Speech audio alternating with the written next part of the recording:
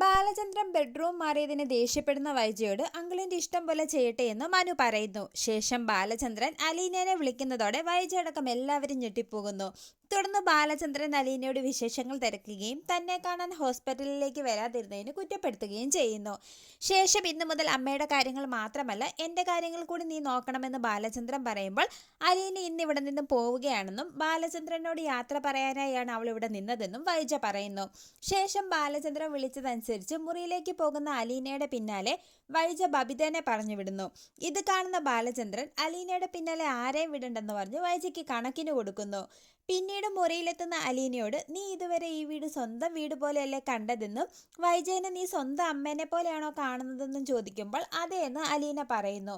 തുടർന്ന് ഞാൻ നിന്റെ ആരാണെന്ന് ചോദിക്കുമ്പോൾ എൻ്റെ അച്ഛൻ്റെ സ്ഥാനമാണ് സാറിനെന്ന് അലീന പറയുന്നു.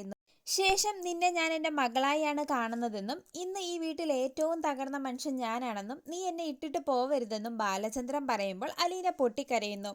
തുടർന്ന് ഈ അവസ്ഥയിൽ സ്നേഹമുള്ള ഒരു മകളും അച്ഛനെ വിട്ടിട്ട് പോവില്ലെന്നും വീണ കിടക്കുന്ന എന്നെ നീ വേണം കൈപിടിച്ച് എഴുന്നേൽപ്പിക്കാനെന്നും നീ പോയാൽ പിന്നെ ഞാൻ ഈ വീട്ടിൽ ഉണ്ടാവില്ലെന്നും ബാലചന്ദ്രൻ പറയുന്നതോടെ അലീനയ്ക്കാകെ സങ്കടമാകുന്നു.